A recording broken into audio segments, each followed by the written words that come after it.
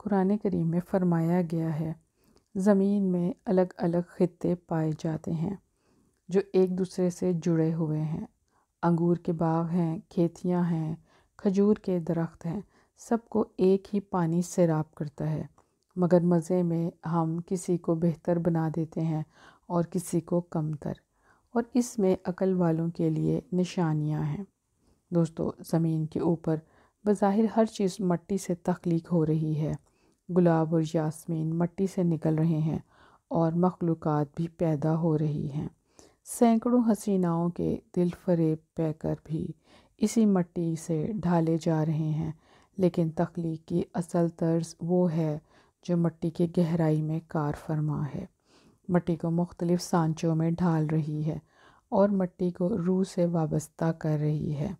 تخلیق کی یہ طرز اللہ تعالیٰ کی مرضی کے تحت کام کر رہی ہے۔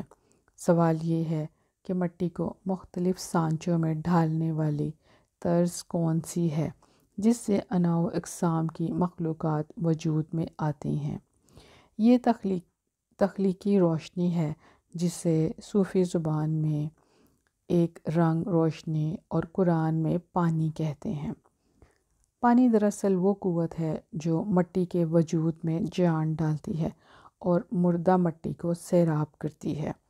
اللہ والے ان چیزوں کا مشاہدہ کر کے خالق کائنات کی قدرت کا اعتراف کرتے ہیں۔ اللہ نے ایک ہی مٹی سے بے شمار رنگ مخلوق پیدا کر کے دنیا میں پھیلا دی ہے، اور اللہ تعالیٰ آسمان سے پانی نازل فرماتے ہیں تو زمین پر مختلف اقسام کی حرکت پیدا ہوتی ہے۔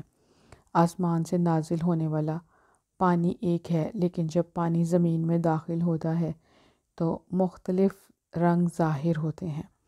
غورطلب ہے کہ وہ زمین میں داخل ہونے سے پہلے مادی آنکھ پانی میں موجود رنگ نہیں دیکھتی، جبکہ پانی میں سارے رنگ موجود ہوتے ہیں۔ رنگ کیا ہے؟ گلاب کا پھول ایک الگ رنگ لیے ہوئے ہے اور سورج مکھی کا پھول ایک الگ رنگ۔ شناخت کا قانون ہر مخلوق میں کار فرما ہے، اور قانون سے واقف ہونے کے لیے اللہ تعالیٰ کی نشانیوں پر غور و فکر کرنا ہے، کیونکہ جو لوگ اللہ کی صفات میں یکسو ہو جاتے ہیں وہ نور علی نور کا مشاہدہ کر لیتے ہیں۔